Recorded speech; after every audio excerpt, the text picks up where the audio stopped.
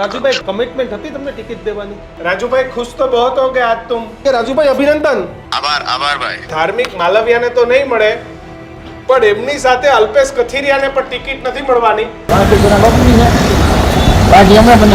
મને મળવા આવવાની કેમ ના પાડી? અલ્પેશભાઈ એટલી સ્થિતિ ખરાબ છે કે દિગ્ગજ નેતાઓને અત્યારે ઉતારવા લઈને પ્રચાર વધુ કરવી પડે ભાજપની પાટીદાર વિસ્તારોમાં। અલ્પેશ ઢોલરિયા, ગણેશ ગોંડલ, જયરાજસિંહ જાડેજા શક્તિ પ્રદર્શન ગોંડલમાં ફરી એક વખત થઈ ગયું ત્યારે કે યહી રાત અંતિમ યહી રાત ભારી। અને ખરેખર ગુજરાતમાં જે એવું જ છે, 5 વર્ષમાં તમારા ઘરની બહાર કચરો લેવા નથી આવ્યા, ઈ તમારા હવે ત્યાં દિવાલ બનાવી દેશે, માતાજીનું મંદિર બનાવી દેશે। તમે નેતા જેવા સાણા નાગરિક થઈને કે જો કરીશ નહીં, અત્યારે કરી દેતો હોય તારા માટે કંઈક કરી બસ કામ કરાવી લેજો અત્યારે 10-15 દિવસમાં। गरीब की थाली में पुलाव आया है और शहर में फिर चुनाव आया है। જેટલા દર્શકો જોવે છે ને એક જ અપીલ છે, અને ન્યૂઝ રૂમ પણ 100% દર્શકો જોતા રહો એવી અપીલ।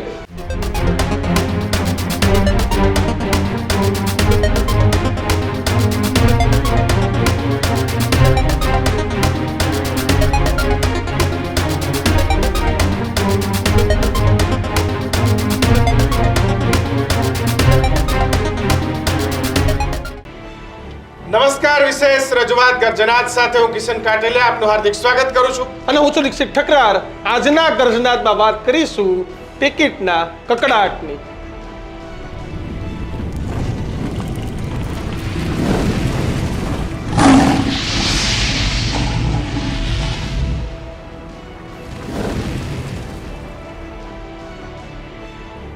મને આજે હિન્દી એક ગીતના શબ્દો યાદ આવે છે કે યહી રાત અંતિમ યહી રાત ભારી। અને ખરેખર ગુજરાતમાં જે એવું જ છે, કારણ કે મનપા, તાલુકા પંચાયત, નગરપાલિકા અને જિલ્લા પંચાયતની ટિકિટો ક્યાંક મળી ગઈ છે, તો હજુ પણ ક્યાંક યહી રાત અંતિમ યહી રાત ભારી। મોડી રાત સુધીમાં અને વહેલી સવાર સુધીમાં લિસ્ટ પણ આવશે, અનેક લોકોને ફોન પણ થઈ રહ્યા છે, પણ આ તમામની વચ્ચે જે કકડાટ છે એ કકડાટ યથાવત છે। ક્યાંક કકડાટ એવો છે કે અરે હું ભાજપનો કાર્યકર્તા છું, હું 15-20 વર્ષથી ભાજપ સાથે છું, તમે મને ટિકિટ નથી આપતા, કાલ કોંગ્રેસમાંથી આવેલાને ટિકિટ આપી દો છો। અમદાવાદમાં એવો કકડાટ છે કે હું કોંગ્રેસમાંથી ભાજપમાં આવ્યો, તમે મને ટિકિટ ના આપી। અમદાવાદમાં સૌથી મોટો પ્રશ્ન એ છે કે કોંગ્રેસમાંથી આવેલા અનેક લોકોને વ્યવસ્થિત રીતે ચૂપચાપ કાપી નાખવા। તો ક્યાંક પૂર્વ કોર્પોરેટરો, ક્યાંક પૂર્વ મેયરો, ક્યાંક જિલ્લા પંચાયતના પ્રમુખો, સ્ટેન્ડિંગ કમિટીના ચેરમેનો, તમામને જેમનો જેવડો વજન હતો એટલા જ ભારથી સટ્ટ કરતા કાપવામાં। અરે આટલું જ નહીં, કોંગ્રેસની અંદર પણ એવું જ છે। એક તો કોંગ્રેસનો છેલ્લા 30 વર્ષથી ક્યાંય મેળ નથી પડતો, પણ સિંધરી ભરે પણ વટ ન જાય। કોંગ્રેસમાં પણ કંઈક આવું જ છે। એક મુસ્લિમ સમાજના આગેવાનો વેરાવળની અંદર આવ્યા અને કીધું નથી લડવી, જાઓ ભાઈ, નથી જોતી તમારી ટિકિટ।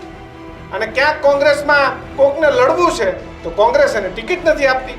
અમદાવાદ શહેરની લઘુમતી અને દલિત જે વોટ બેંક વાળી સીટો છે, ત્યાં અનેક લોકોને લડવું હતું, તો ત્યાં તેમને ભારથી કોંગ્રેસે પણ જેટલો વજન હતો એટલા જ સટ્ટ દેખીને કાપ્યા।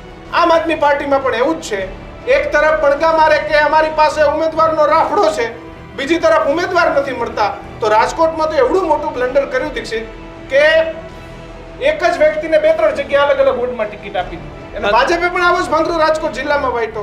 અને ભાજપે જિલ્લા પંચાયત, તાલુકા પંચાયતમાં એકને ટિકિટ આપી દીધી। કિશને કીધું કે યહી રાત અંતિમ યહી રાત ભારી। આમ તો રિઝલ્ટ અને ચૂંટણીના વોટિંગના દિવસની આગલી રાતને કતલની રાત કહેવામાં આવે છે, પણ આ 11 તારીખે ફોર્મ ભરવાનો છેલ્લો દિવસ છે, અને મને યાદ આવે ત્યાં સુધી ભારતીય જનતા પાર્ટી આમ શાંતિથી સુઈ ગઈ, જાઓ અમે બધા ઉમેદવાર જાહેર કરી દીધા છે, કકડાટ છે એ કમલમમાં નથી, એ રાજીવ ગાંધી ભવન છે, એ કોંગ્રેસમાં છે, એ કાંઈ નથી, અને અમારા બધા ઉમેદવાર જાહેર કરી દીધા છે। પરંતુ આજે ભાજપના પ્રવક્તાની આવી ઇન્ટરવ્યુ કે આવી બાઇટ કિશન નથી આવી, કારણ કે ભાજપમાં પણ કકડાટ છે। એ તમે મોરબી લઈ લો, એ તમે ભાવનગર લઈ લો, એ તમે જામનગર લઈ લો, એ તમે જુનાગઢ જિલ્લો લઈ લો, એ તમે વેરાવળ લઈ લો, એ તમે સુરત લઈ લો, તમામ જગ્યાએ છેલ્લી ઘડીનું જબરદસ્ત ઘમાસણ છે। ને હજી સુધી વિચાર કરો કે 11 તારીખે ફોર્મ ભરવાનો છેલ્લો દિવસ છે, આપણે વાત કરી રહ્યા છે, રાત પડી ગઈ છે, પરંતુ હજુ સુધી ઉમેદવાર જાહેર નથી થયા। ઉમેદવાર જાહેર નથી થયા ત્યારે ભાજપમાં માંડ નક્કી, અને છેલ્લી ઘડીએ જાહેર થયેલા નામ બદલાતા હવે 24 કલાક છે તે મહત્વના છે। છેલ્લી ઘડીએ ભાજપના અનેક ઠેકાણે ડખા છે ના છે તે એંધાણ થઈ ગયા છે, ને અત્યારે જોઈ શકાય છે કે અનેક જગ્યાએ ટિકિટો છે તેની જાહેરાત થઈ ગઈ છે અને કોંગ્રેસની છાવણીમાં એક મોટો કકડાટ છે તે પણ ક્યાંક દેખાઈ રહ્યો છે અને હજુ પણ સતત યાદીઓ છે તે આવી રહી છે. સુરેન્દ્રનગર જિલ્લાની પણ યાદી આવી, સાથે જ મહીસાગર જિલ્લાની પણ યાદી આવી, સાથે જ કરમસદની પણ યાદી આવી. કહી શકાય કે તમામ જગ્યાએ વાત છે તે થઈ ગઈ છે, પરંતુ અત્યારના લેટેસ્ટ અપડેટ હું તમને આપી દઉં. અત્યારે આપણે લાઈવ થઈ રહ્યા છે. રાજુ કરપડા, હમણાં વાત થઈ કે કદાચ ભાજપમાંથી આવેલા નેતાને ટિકિટ ન મળે, બીજા નંબરની વાત છે, પરંતુ રાજુ કરપડાને મૂળી 2 બેઠક પરથી ટિકિટ મળી છે અને ન્યૂઝરૂમના અહેવાલને જબરદસ્ત અસર છે તે પડી છે. અનેક લોકોના નામ મળ્યા છે, અમુક લોકોને ટિકિટ મળી, આ તમામ વસ્તુઓ થઈ, પરંતુ ગર્જનાદમાં સૌથી મોટા સમાચાર કે રાજુ કરપડાને મૂળી 2 સીટ ઉપરથી ઉમેદવાર બનાવવામાં આવ્યા. ન્યૂઝરૂમ ગુજરાતે 24 કલાક પહેલા જ કહી દીધું હતું કે આ સમાચાર થવાના છે અને હવે જે રીતે સમાચાર મળી રહ્યા છે તે પ્રમાણે રાજુ કરપડાને ભારતીય જનતા પાર્ટીએ વિધિવત રીતે પોતાના ઉમેદવાર છે તે બનાવ્યા છે. આ એક વાત મહત્વની હતી કે છેલ્લા ઘણા બધા સમયથી વિખવાદ છે તે હતો, કોણને લડશે કોણ નહીં લડે. રાજુ કરપડાએ પણ તમામ રીતે આરોપ પ્રત્યારોપનો દોર લગાવ્યો હતો અને હવે રાજુ કરપડાને કિશન ટિકિટ મળી છે. બિલકુલ, એટલે કે ગઈકાલે તેમની એન્ટ્રી થઈ. કિશન, આપણી સાથે રાજુભાઈ કરપડા જોડાઈ ગયા. રાજુભાઈ, અભિનંદન. આભાર ભાઈ. રાજુભાઈ, ભારતીય જનતા પાર્ટીમાંથી સત્તાવાર તમને ટિકિટ મળી છે, શું કહેશો? ભારતીય જનતા પાર્ટીનો ખરેખર હૃદયથી આભાર માનું છું. ગઈકાલે આમ તો અમે ખેડૂતોનું નેતૃત્વ કરતા રાજકીય પાર્ટીમાં જોડાયા. ગઈકાલે વિશ્વની સૌથી મોટી પાર્ટીના સભ્યો બન્યા. આજે પાર્ટી દ્વારા જ્યારે વિશ્વાસ મૂકી અને જિલ્લા પંચાયતની ટિકિટ આપવામાં આવી છે, ઉમેદવાર બનાવવામાં આવ્યા છે, ત્યારે ખાસ કરીને ગુજરાતના ભારતીય જનતા પાર્ટીનું નેતૃત્વ માન્ય મુખ્યમંત્રી ભૂપેન્દ્રભાઈ પટેલ, માન્ય નાયબ મુખ્યમંત્રી હર્ષભાઈ સંઘવી, માન્ય પ્રદેશ પ્રમુખ જગદીશભાઈ વિશ્વકર્મા, સુરેન્દ્રનગર જિલ્લા ટીમ પ્રમુખ અને ખાસ કરીને સૌરાષ્ટ્ર ઝોનના પ્રમુખ દવે સાહેબ, તમામનો હૃદયથી આભાર વ્યક્ત કરું છું. બિલકુલ રાજુભાઈ, ખુશ તો બહુત હો ગયા આજ તુમ. સ્વાભાવિક છે કે અમે અહીંયા આમ તો મારા કરતા પણ વધારે ખુશી આ વિસ્તારમાં આ સમાચાર મળતાની સાથે ખેડૂતોમાં છે. જ્યારથી સૂત્રો દ્વારા માહિતી મળી અને જે સમાચારો ચાલ્યા છે તો ખેડૂતોમાં ખૂબ ખુશીનો માહોલ છે. ઘણા બધા ખેડૂતોના ફોન આવી રહ્યા છે. આવતીકાલે પણ ઘણા બધા ખેડૂતોની ઉત્સાહ સાથે અપેક્ષા એવી છે કે જ્યારે ફોર્મ ભરવા જાવ ત્યારે અમે સાથે આવશું. ખરેખર આ સમાચાર સાચા હશે તો સૌથી વધારે આનંદ અમને હશે. અને અત્યારે એક્ઝેક્ટ 7:45 આ સમાચાર આવ્યા છે અને ખેડૂત મજદૂરો અને પશુપાલકોમાં ખૂબ ખુશીનો માહોલ છે. પણ ક્યાંક તો પેટમાં તેલે રેડા છે રાજુભાઈ. કોક કહે છે કે અહીંયા તો રાજુભાઈ આવડા મોટા નેતા હતા અને અહીંયા તો એમને ખાલી જિલ્લા પંચાયતની સીટ મળી. કોકને એવું પણ પેટમાં તેલ રેડા છે. મેં ગઈકાલે એવી વાત કરેલી કે હું એક સૈનિકની ભૂમિકા અદા કરવા આવ્યો છું, તો અહીંયા તો મને સેનાપતિ બનાવવા સુધીના પ્રયત્ન થયા છે. ખરેખર સૈનિકમાંથી પ્રમોશન આપીને આગળ લઈ જવાના પ્રયત્ન થાય છે. કોઈની ટીકા ટિપ્પણીમાં પડવા કરતા ખાસ કરીને મને આ વિસ્તારના જે જિલ્લા પંચાયત મૂળી 2 છે એનું નેતૃત્વ કરવા માટે જે ભારતીય જનતા પાર્ટીએ અવસર આપ્યો છે, ખાસ કરીને આ વિસ્તારના લોકોની સેવા કરવા માટે જે મને તક આપી છે, એના માટે હૃદયથી આભાર માનું છું. જેને પણ તેલ રેડાશે, જેને ટીકા ટિપ્પણી કરશે, એ એમનું વ્યક્તિગત નિવેદન હોય છે અને અમુક લોકોની શાયદ આદત પણ હોય છે. મને એવું લાગે છે કે એમાં પડવા કરતા જ્યારે વિશ્વની સૌથી મોટી પાર્ટીના સભ્ય ગઈકાલે બન્યા અને અમારા વિસ્તારના ખેડૂતો મજદૂરોની સેવા કરવા માટેનો જે એક તક આપી છે, જે વિશ્વાસ મૂક્યો છે, એના માટે આભાર વ્યક્ત કરું છું. રાજુભાઈ, છેલ્લો સવાલ, દિલ ઉપર હાથ રાખીને કે જો તમને લાઈવ નથી, ફોન પર જો કમિટમેન્ટ હતી તમને ટિકિટ દેવાની? બિલકુલ કોઈ કમિટમેન્ટ સાથે. મેં ગઈકાલે જ કહ્યું હતું કે હું બિઝનેસમેન માણસ નથી. કોઈ કમિટમેન્ટ સાથે હું ગયો નહોતો. અને વાસ્તવિકતા એ છે કે આજે જે પાર્ટીએ ભરોસો મૂક્યો છે, મને પણ એવી નવાઈ લાગે છે. ખરેખર જે લોકો વાતો કરતા ભારતીય જનતા પાર્ટીમાં જવાથી ખતમ થઈ જવાય, મૂંગા થઈ જવાય, મને ગઈકાલે પણ કોઈએ બોલતા રોક્યો નથી. આજે જ્યારે લોકો એવું કહેતા હોય ખતમ થઈ જવાય, મને તો બીજા જ દિવસે ખરેખર જિલ્લા પંચાયતની સીટનું નેતૃત્વ કરવા માટે આવડી મોટી વિશાળ પાર્ટીએ એક મારા પર જે ભરોસો મૂક્યો છે, તો ખરેખર મને એવું લાગે છે કે જે લોકો આંગળી ચીંધે છે, જે શંકાની નજરથી જોવે છે, તો એ લોકોના ગાલ પર તમાચો મારવા બરાબર છે. રાજુભાઈ, છેલ્લો પ્રશ્ન, તમારી લડાઈ ત્યાં કોંગ્રેસ સામે છે કે આમ આદમી પાર્ટી સામે છે? આમ આદમી પાર્ટી ઓલ ઓવર સુરેન્દ્રનગર જિલ્લામાં 0-0 થઈ ચૂકી છે અને સૌરાષ્ટ્રમાં પણ ખાસ કરીને કોઈ વજૂદ રહ્યું નથી. એટલે મને એવું લાગે છે કે એ મુદ્દે ચર્ચા આગામી દિવસોમાં ન કરવી જોઈએ. વિપક્ષ તરીકે જ્યારે કોંગ્રેસ જે મહેનત કરી રહ્યું છે તો એમાં પણ મને લાગે છે અડધાથી વધારે જગ્યાઓ ખાલી રહે છે, ઉમેદવારો નથી મળતા. આ પરિસ્થિતિનું નિર્માણ થયું છે. બિલકુલ રાજુભાઈ, આભાર અને આપને અભિનંદન ટિકિટ મળવા બદલ. બિલકુલ, ખૂબ ખૂબ આભાર આપનો. આભાર. સુરેન્દ્રનગર જિલ્લા પંચાયતનો ચૂંટણીનો જંગ તેજ ગયો છે અને ભારતીય જનતા પાર્ટીની વિધિવત રીતે યાદી છે તે આવી ગઈ છે અને તમામ 30 બેઠકોના ઉમેદવારના નામ છે તે અત્યારે જાહેર થઈ ચૂક્યા છે. સુરેન્દ્રનગર કે જે જિલ્લા પર સૌથી વધુ સૌની નજર હતી, કારણ કે રાજુ કરપડા, જેન્ટલમેન રાજુ કરપડા ગઈકાલથી નામ પડી ગયું હતું અને હવે બજાણા સીટ ઉપરથી સુરેન્દ્રનગર જિલ્લા પંચાયતની વાત કરવામાં આવે તો હંસાબેન પટેલ, ચૂડા 1 થી જસુભાઈ સોલંકી, ચૂડા 2 થી મીનાબેન મેમકિયા, ગાંગલપુર સીટથી મુનાભાઈ સાપરા, ડોકડવા સીટ ઉપરથી ધનીબેન જડા, ગુજરવડી સીટ પરથી હિનાબેન ડોરિયા, ખારાઘોડા સીટ પરથી નાનજીભાઈ પરમાર, ખોડુ સીટ પરથી રંજનબેન ભૂસડિયા, કોંઢી સીટ પરથી પાયલબેન વિઠ્ઠલપરા, લખતર સીટ પરથી ભારતીબેન ચાવલિયા, માલવણ સીટ ઉપરથી છત્રસિંહ ગુજારિયા, મેમકા સીટ પરથી રંજનબેન મકવાણા, મોટી મોલડી સીટ પરથી લીલાબેન સામડ, મૂડી 1 પરથી કંચનબેન વાટુકિયા, મૂડી 2 સીટ ઉપરથી રાજુભાઈ કરપડા, નાગડકા સીટ પરથી વિજયભાઈ શેખ, પાણસીણા સીટ પરથી રાયમલભાઈ ચૌહાણ, રાજપરા સીટ પરથી મગનભાઈ મેટાડિયા, સાથે જ રાજસિકપુર સીટ પરથી પાયલબેન પટેલ, રોડોલ સીટ પરથી ભારતીબેન પરલિયાને ટિકિટ છે તે આપવામાં આવી છે. બિલકુલ, તો એક બાદ એક જે ઉમેદવારો છે તેના જે નામ છે, નામોની યાદી છે સામે આવી રહી છે. સુરેન્દ્રનગર જિલ્લામાં રાણાગઢ, સરા, સાયલા, શિયાળી, સુદમડા, વણોદ, વસ્તડી, વિજળિયા, વિઠ્ઠલગઢ, ઝીંઝુવાડા જે 30 બેઠકો છે જાહેર કરવામાં આવી છે, જેમાં તમામ જે જ્ઞાતિ જાતિના સમીકરણો જોવામાં આવ્યા છે. તો બોટાદ જિલ્લાની પણ જે તમામ સીટો છે એ સીટો ડિક્લેર કરી દેવામાં આવી છે. બોટાદ જિલ્લા પંચાયત, બોટાદ નગરપાલિકા, બોટાદની તમામ તાલુકા પંચાયત, એટલે તમામ જે સીટો છે એક બાદ એક ડિક્લેર થઈ રહી છે. રાજુ કરપડાને પણ ભારતીય જનતા પાર્ટીએ ઓફિશિયલી દીક્ષિત પોતાનો ઉમેદવાર ન્યૂઝરૂમથી કૃણાલ જોડાયેલ છે. કૃણાલ, શું કહેશો? રાજુ કરપડા ગઈકાલે જ તમે વાત કરી હતી, ટિકિટનું કોઈ કમિટમેન્ટ ન હતું અને હવે વિધિવત રીતે ભારતીય જનતા પાર્ટીના ઉમેદવાર. બિલકુલ, આમ તો એ અપેક્ષિત જ માનવામાં આવતું હતું કે જ્યારથી રાજુ કરપડાએ આમ આદમી પાર્ટી છોડી એના 57 દિવસ પછી જ્યારે ભારતીય જનતા પાર્ટીમાં જોડાયા અને એ વિસ્તાર કે જે વિસ્તારની અંદર આમ આદમી પાર્ટીનો જે વધતો ગ્રાફ હતો, એક જે કહેવતની દ્રષ્ટિએ કહું તો હવે આમ આદમી પાર્ટી ત્યાં પીછા વગરના મોર જેવી થઈ ગઈ છે. એટલે કે એક મોહરું રહ્યું છે પણ હવે એની આસપાસ કોઈ નથી. એટલે કે રાજુ કરપડાએ પોતાના સમર્થકો સાથે જ્યારે ભારતીય જનતા પાર્ટીમાં જોડાણા ત્યારથી એ વિસ્તારની અંદર એ આમ આદમી પાર્ટીનું એ નામો નિશાન એ ખૂબ ડાઉન થઈ ચૂક્યું હતું.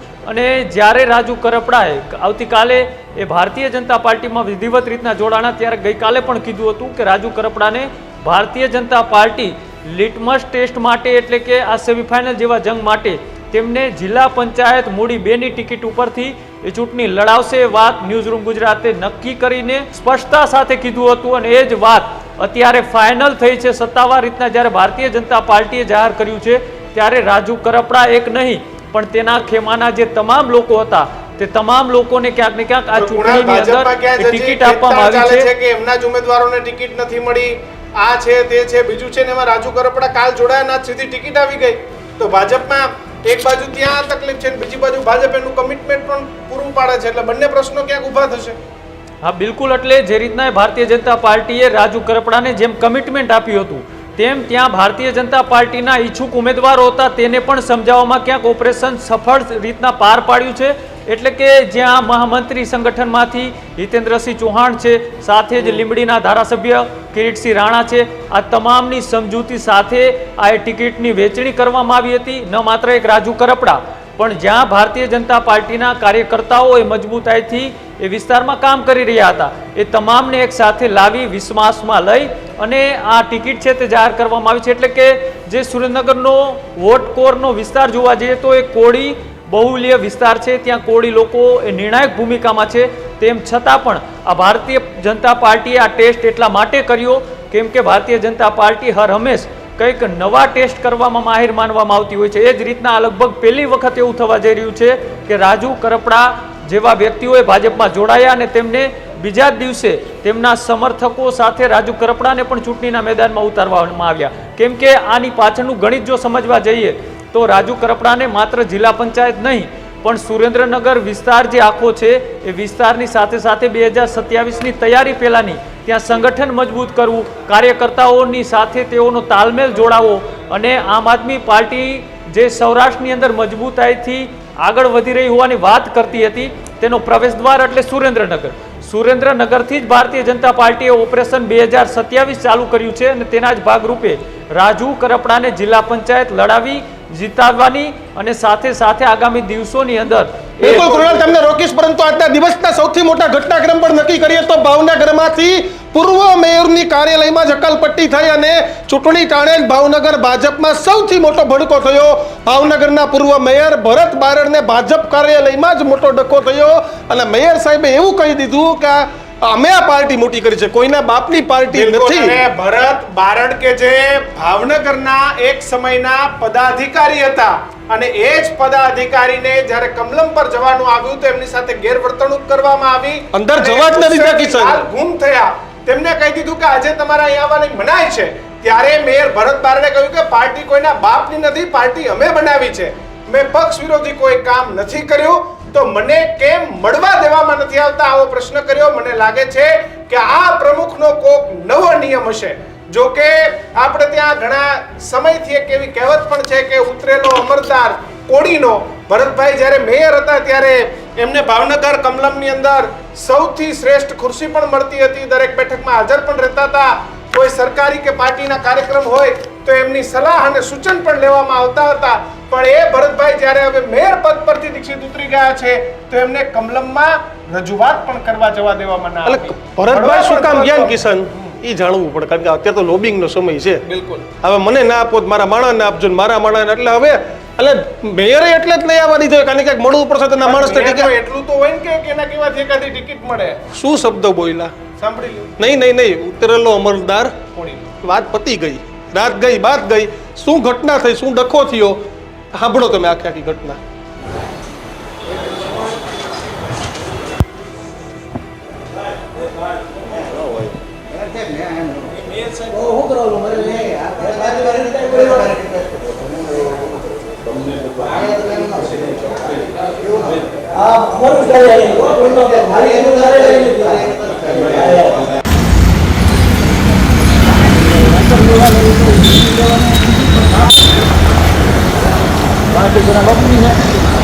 પાર્ટી અમે બનાવી, પાર્ટી અમે બનાવી, પાર્ટી અમે બનાવી. ઉપરથી ના કોઈ બનાવ બન્યો નથી. મેં પાર્ટી વિરુદ્ધ કાંઈ કામ કર્યું નથી, પાર્ટી વિરુદ્ધ કાંઈ બોલ્યો નથી અને મને મળવા આવવાની કેમ ના પાડી? એ હજી મને પ્રૂફ નથી. મેં કોઈને દાવો પણ કર્યો નથી, મેં કોઈને એવું કીધું પણ નથી, મારી કોઈ ફરિયાદ નથી. અને હું પાર્ટીનો ઈમાનદાર કાર્યકર્તા છું, પાર્ટીનો મહેનતુ કાર્યકર્તા છું, મારે કોઈ ફરિયાદ નથી.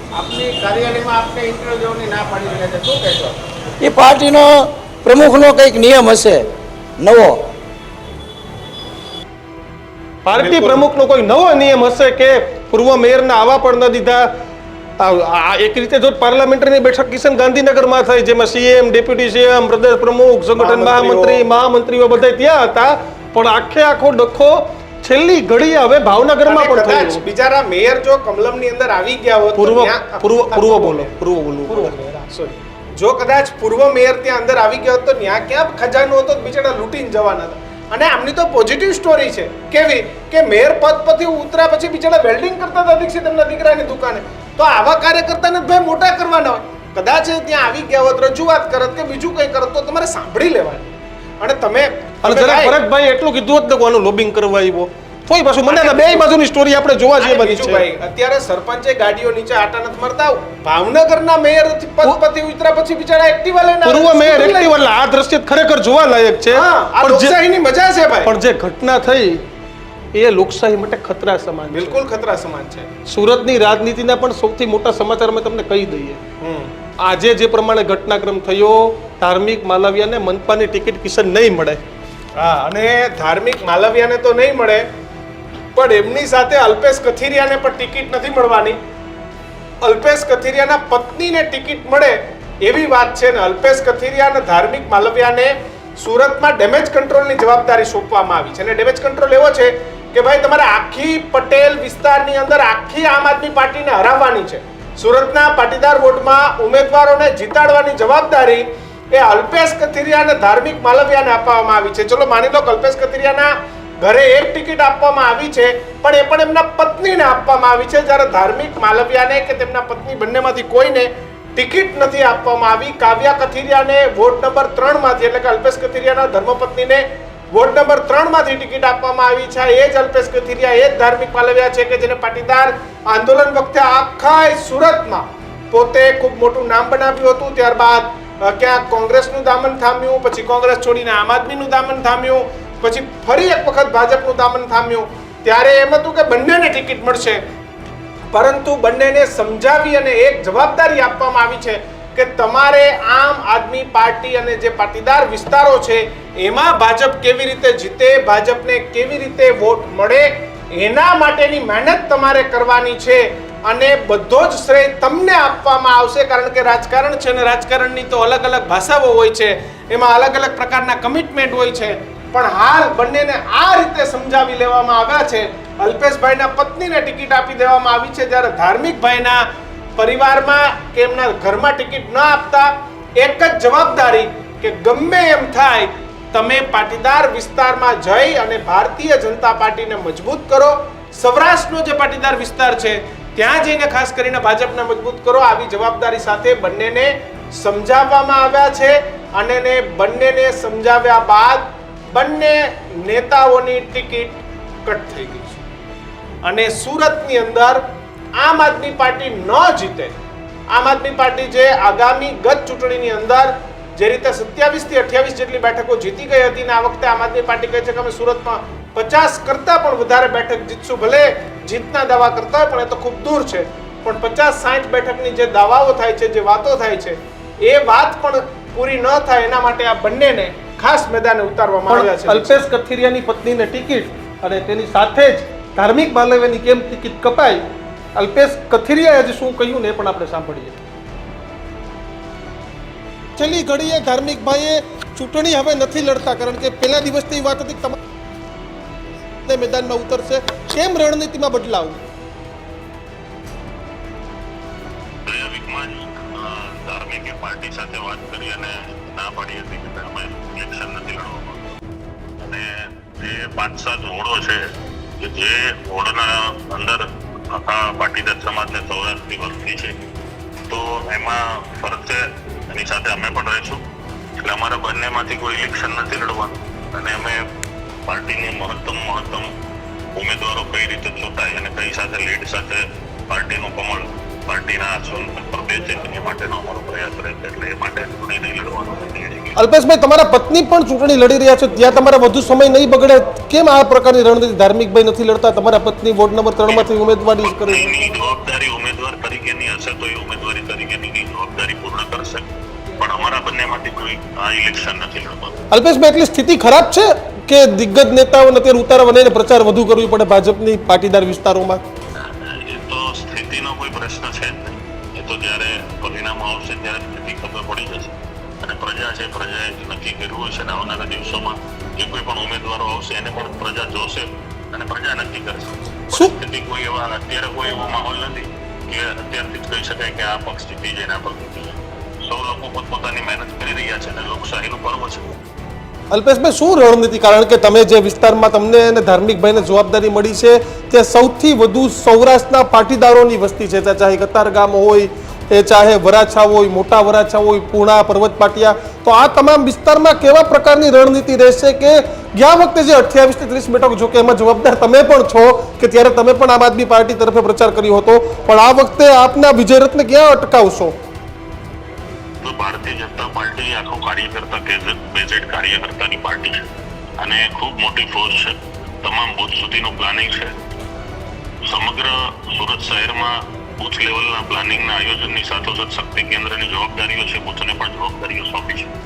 એટલે હજી તો ઉમેદવારો નથી એવા ત્યાં સુધીની અંદર તો તમામ બૂથ સુધી ભાજપના કાર્યકર્તા પહોંચી ગયા છે. એક રાઉન્ડ પૂર્ણ પણ થઈ ગયો છે.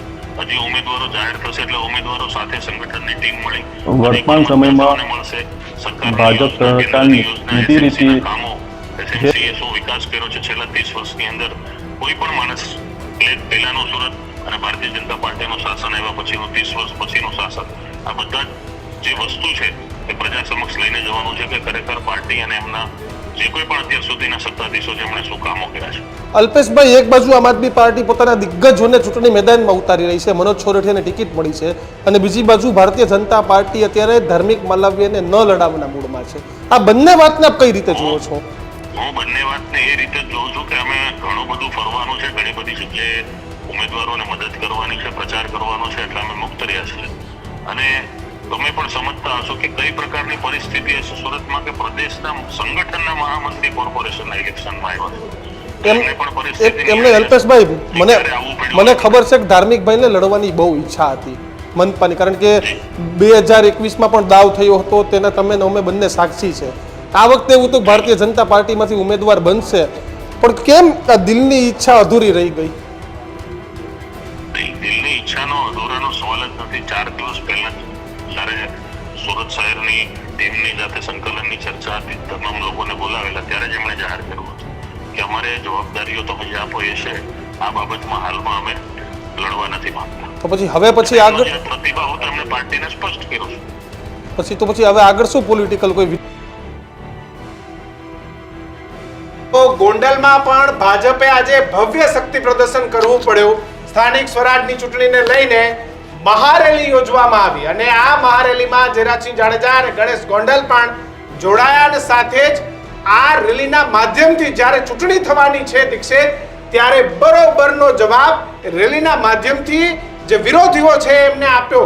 ગોંડલને બદનામ કરનારાને આ ચૂંટણીમાં જનતાએ બરોબરનો જવાબ આપશે. શક્તિ પ્રદર્શન પણ કિશન, હવે ગોંડલને બદનામી ભાજપ વાળા કરતા હતા, હવે બદનામી અલ્પેશ કથિરિયાની જ બધા હતા. ઈ આજે ભાજપનો પ્રચાર કરે, ઝવેરસિંહ ગણેશ ગોંડલ ભાજપનો પ્રચાર કરે, એટલે આમાં તો ક્યાં ખીચડીમાં ઘી ઢોળાઈ ગયું. જે કોલા બેન છે ને ગોંડલ, ઈ પાછા હાવણા લઈને ક્યાંક ફરે છે ગોંડલમાં, પણ એમાં એકલા થઈ ગયા. હા, એટલે ગોંડલમાં રાજકીય ગરમાવો તે જ થયો. મિર્ઝાપુરને લઈને પણ આજે ઝવેરસિંહ જાડેજાએ પહેલી વખત મૌન તોડી અને પોતાની સ્ટાઇલમાં જવાબ આપ્યો. અને એમ ઝવેરસિંહનું આપણે ઇન્ટરવ્યુ પણ બતાવશું કે ઝવેરસિંહે શું કીધું, કારણ કે ગર્જનાથના માધ્યમથી દર્શકોને ખબર પડવી પડે કે હંમેશા સોશિયલ મીડિયામાં હોટ ફેવરેટ રહેતું ગોંડલ આજે ચૂંટણીના મેદાનમાં પણ હોટ ફેવરેટ રહ્યું, અને ત્યાં પણ મિર્ઝાપુરની જ પાછી ચર્ચા. હા, અને પાછા દ્રશ્યો જીપ બીપ ને એવા જતાઓ પાછા તમે જોઈ લ્યો. એટલે અલ્પેશ ઢોલરિયા, ગણેશ ગોંડલ, ઝવેરસિંહ જાડેજા શક્તિ પ્રદર્શન ગોંડલમાં ફરી એક વખત થઈ ગયું. ત્યારે ઝવેરસિંહ જાડેજાએ શું કહ્યું ને મિર્ઝાપુરને લઈને, એ પણ સાંભળો. પ્રથમ તો ગોંડલ શહેર અને ગોંડલ તાલુકાની જનતાનો હૃદયપૂર્વક આભાર માનું છું કે ટૂંકી નોટિસમાં પણ ગોંડલ અને ગોંડલ શહેરના તમામ લોકો, તમામ આગેવાનો, તમામ કાર્યકર્તાઓ આ રેલીમાં ઉપસ્થિત છે. સૌનો હું આભાર વ્યક્ત કરું છું. વિશેષ મને કહેવાનું આજે મન થાય છે કે લગભગ છેલ્લા 2 વર્ષથી ગોંડલની જનતાને અને ગોંડલને જે રીતે બદનામ કરવાના બહારના લોકોએ પ્રયત્નો કર્યા છે, એનો જડબાતો જવાબ દેવા માટેનો સમય આવી ગયો છે. મને લાગે છે ગોંડલની જનતા, શહેર અને તાલુકાની જનતા ગોંડલને જે રીતે બદનામ કર્યું એનો જડબાતો જવાબ આપવા માટે અતિ ઉત્સાહમાં છે, તત્પર છે. અને એનો જવાબ 28 તારીખે મળી જશે કે આ ગોંડલ છે મિર્ઝાપુર નથી, આ ગોંડલ છે સર ભગવતસિંહનું ગોંડલ છે. આવો પેટીસર જવો પડશે. આજ રોજ ગોંડલ ભાજપ પરિવાર દ્વારા એક મહારેલીનું આયોજન કરવામાં આવેલું હતું. આ રેલીની અંદર ગોંડલ શહેર તાલુકાના તમામ રાજકીય આગેવાનો, સામાજિક આગેવાનો, ઉદ્યોગપતિ શ્રીઓથી માંડીને તમામ લોકો આ રેલીની અંદર મોટી સંખ્યામાં જોડાયેલા હતા. અને આગામી સમયની અંદર ગોંડલની અંદર ભારતીય જનતા પાર્ટીનો ભવ્યથી ભવ્ય અને ઐતિહાસિક વિજય સ્થાનિક સ્વરાજની ચૂંટણીની અંદર થવાનો છે. અહીંયા ગોંડલ શહેર અને તાલુકાની અંદર માત્ર ને માત્ર ભારતીય જનતા પાર્ટીનો ભગવો તે લહેરાવાનો છે. કોંગ્રેસને, આમ આદમી પાર્ટીને ક્યાંય પણ પૂરેપૂરા ઉમેદવારો પણ નથી મળતા. એ એવું બતાવે છે કે ભાઈ 100% સ્થાનિક સ્વરાજની ચૂંટણીની અંદર ભારતીય જનતા પાર્ટીના તમામ ઉમેદવારોનો ઐતિહાસિક ભવ્ય વિજય થવાનો. ચોક્કસપણે જનતાના આશીર્વાદથી ગોંડલ નગરપાલિકા, તાલુકા પંચાયત તથા જિલ્લા પંચાયતના તમામ ઉમેદવારોનો ભવ્ય વિજય થવાનો. બિલકુલ. તો આજના દિવસનો આ જબરદસ્ત ઘટનાક્રમ રહ્યો, ચાહે ગણેશ ગોંડલનું અને ઝવેરસિંહનું શક્તિ પ્રદર્શનની વાત હોય, ભાવનગર ભાજપમાં બખેડો હોય, રાજુ કરપડાની ટિકિટ હોય, કે હજુ સુધી પણ આપણે વાત કરીએ ત્યાં સુધી રાજકોટની ઉમેદવારની યાદી જાહેર નહીં, પોરબંદરની યાદી જાહેર નહીં, અમદાવાદની યાદી જાહેર નહીં, સુરતની હોટ ફેવરેટ સુરતની યાદી જાહેર નહીં. વાવથરાદની એટલે મહાનગરોમાં પણ કેવા પ્રકારની અસમંજસ ભારતીય જનતા પાર્ટીમાં અને કોંગ્રેસમાં આ બંનેમાં છે તે જોવું રહ્યું. આમ આદમી પાર્ટી ભલે કે સુરતમાં, પણ સુરતના એવા કેટલાય વિસ્તારો છે કિશન શહેરીના કે જ્યાં સૌરાષ્ટ્રના પાટીદાર વિસ્તાર સિવાયના તમે અડાજણમાં જોઈ લો તો ત્યાં હજી ઉમેદવારોનો ઠેકાણા નથી. એટલે કે ઘણી એટલે બધી હજી જગ્યાએ સુધી ઉમેદવારોના ઠેકાણા નથી. માત્ર 30% જે લિસ્ટ છે ભાજપ અને કોંગ્રેસનું સામે આવ્યું છે. આમ આદમી પાર્ટીએ ખૂબ મોટા પ્રમાણમાં 7, 8, 9 લિસ્ટ કરી દીધા છે. પણ એ તમે જોવા જાવ 40-45% જ પહોંચે છે. હા, પણ ભાજપનું હજી 70% લિસ્ટ બાકી છે, કોંગ્રેસનું પણ એટલું લિસ્ટ બાકી છે. ઘણા બધાને ફોન થઈ રહ્યા છે, પણ તમે વિચાર કરો કે લિસ્ટ આવતાની સાથે જ જે કકડાટ છે એ કકડાટ આ પરિસ્થિતિમાં છે કારણ કે લોકોને ક્યાંક એવું છે કે ભાજપની ટિકિટ મળી જાય બસ, એટલે જીતી તો જવાના છીએ. પણ એક વાત ને એક વાક્ય હંમેશા તમારા વોટ્સએપમાં આવશે કે ગરીબ કી થાળી में पुलाव आया है और शहर में फिर चुनाव आया है. હા. એટલે આજે ગરીબના રીસામણા મનામણા જબરજસ્ત રીતે શરૂ થઈ જશે અને આપણી પણ આ જ પ્રકારની તકલીફ છે કે આપણે આજથી જ્ઞાતિ જાતિમાં વેચાઈ જશું. Yes. આપણે એ ભૂલી જશું કે કોણ કામનું છે કોણ નથી. પરંતુ આજે ફરીથી હું પટેલ થઈ જઈશ, હું લુવાણો થઈ જઈશ, હું સુથાર થઈ જઈશ, હું જૈન થઈ બધા જઈશ. જ્ઞાતિમાં, ઓબીસીમાં, જનરલમાં વેચાવા માંડશો. 5 વર્ષમાં તમારા ઘરની બહાર કચરો લેવા નથી આવ્યા, ઈ તમારા હવે ત્યાં દિવાલ બનાવી દેશે, માતાજીનું મંદિર બનાવી દેશે, ક્યાંક તમને પેવર બ્લોક નાખી દેશે.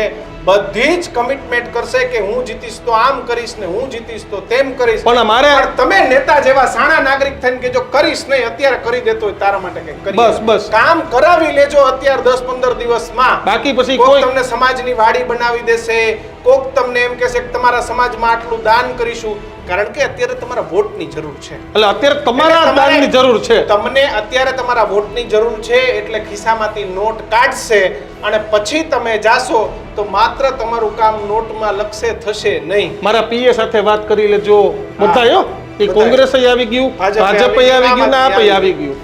એટલે અત્યારે વિપક્ષના હાથમાં નેતાઓની આવે તો વિપક્ષના વાપરી નેતાઓની ફરિયાદ છે કે અમારા જીતા બાદ ભલે 4, 5, 10, 15 ફોન નથી ઉપાડતા નથી ઉપાડતા. અને પક્ષ વાળા ઈ જ છે. એટલે પછી તમારા ફોન કોઈ અને નહીં અત્યારે ઉપાડે. તમારા ઘરે જમવાય આવશે, તમારા ઘેર કદાચ પાણી નહીં આવતું તો બિસ્લેરીની બોટલે મૂકી અરે જશે. કચરો કાઢવાય નીકળશે હજી તમે જોવો તો ખરી. હા, કચરો છે એક દી સ્વચ્છતાનું કાઢશે કે આપણે સફાઈ કરવાની છે, પણ સફાઈ આમાં તમારી થઈ જશે. સફાઈ આ વખતે આપણે કરવાની છે. નેક થઈને રહેજો. હા, અને આપણે જ સફાઈ કરવાની. મતદારોએ સફાઈ કરવાની છે. જે આવા જવાબ આપ્યો નહીં બધાને, તો બસ આ જ અમારી વાત છે. તમારું શું માનવું છે અમારી આખી વાતને લઈને ખાસ કમેન્ટ સેક્શનમાં લખજો. સમાજ, પરિવાર, ગામ, આપણા સંબંધો આ બધું જ એ 28 તારીખ સુધી સાચવીને રાખજો. કારણ કે 28 પછી જે લોકો તમને અત્યારે ઝઘડાવા નીકળ્યા છે બધા જ ભેગા થઈને એ જ દ્રશ્યો કાલે આપણે હા. કમલમમાં જોયા અને કે સુરેન્દ્રનગરમાં કિશન કાર્યકર્તાઓ સામે થઈ ગયા હશે. રાજુભાઈ ભાજપમાં આવી ગયા, ઘીનાઠામમાં ઘી પડી ગયા. ભૂતકાળમાં આ જ પ્રકારના દ્રશ્યો તો આજ અલ્પેશ કથિરિયા આમ આદમી પાર્ટીનો પ્રચાર કરતા હતા, ક્યાંક કોંગ્રેસનો કરતા હતા. આજે અને અલ્પેશભાઈ પછી ભાજપમાં આ જ આવી બધા ગયા. જીતશે ને એટલે પાછા જિલ્લા પંચાયતનું જે છે ને જિલ્લા પંચાયતનો જે હોલ ત્યાં ભેગા બેસશે, ચા પાણી પીશે. મહાનગરપાલિકા આવશે તો ત્યાં બધા એકી સાથે કાશ્મીર ફરવાઈ જશે. વિપક્ષ અને પાછા ટેબ્લેટ ને લેપટોપ આવશે એ લઈ લેશે. લેપટોપે ભેગા મળીને લઈ લેશે, ગાડીઓ ભેગા સમજી વિચારીને ભાગ પાડ લેશે. તમે ભાગલા ન થવા દેતા, તમે એક આ આપણા ગામમાં પછી મત દેવો ને દઈ આવજો, પણ આપણા ગામમાં ભાગલા ન પડે ને એનું ધ્યાન રાખજો. અમારે ગુંદી ગાંઠિયા ભજીયા બધાના ચાલુ થઈ જશે કાલ પરમદીથી, તો એ તમારે ખાજો, એનો વાંધો નહીં. કેમ કે ખાલી બગડી જાય ને કરતા ખાઈ લેવા હારા. પણ આપણે આપણો વોટ સમજી વિચારીને દેવાનો છે. તમારી જે પ્રતિક્રિયા હોય અને બસ અમારી બીજી એક અપીલ છે અને અમારું કેમ્પેન પણ છે કે 100% મતદાન કરો. યસ. તમને ગમે ન જાગૃત ગમે, નાગરિક તરીકે છેલ્લે ન ગમે નોટાને મત દઈ આવો, પણ મત પણ તમારો દેવા મત આપો. કારણ કે તમારા એક મનથી સરકાર બની શકે ને સરકાર જઈ શકે. અત્યારે સરકાર તો નથી પણ જિલ્લા પંચાયત છે ત્યાંથી જ આપણા કામ હોય. આપણે ક્યાં ગાંધીનગર કે દિલ્હી કરાવવા જવાનું છે? તો 100% વોટ કરજો. અમારા જેટલા દર્શકો જોવે છે ને એક જ અપીલ છે, અને ન્યૂઝ રૂમ પણ 100% દર્શકો જોતા રહો એવી અપીલ. જો હજુ પણ તમે અમારી ચેનલ લાઈક, શેર કે સબસ્ક્રાઇબ નથી કરી તો અત્યારે જ કરી દેજો. અને હવે ન્યૂઝ રૂમ ટીવી ચેનલ પર પણ આવી ગઈ છે. GTPL, જીઓ સહિતના પ્લેટફોર્મ પર ન્યૂઝ રૂમને આટલો જ પ્રેમ આપતા રહો. નમસ્કાર.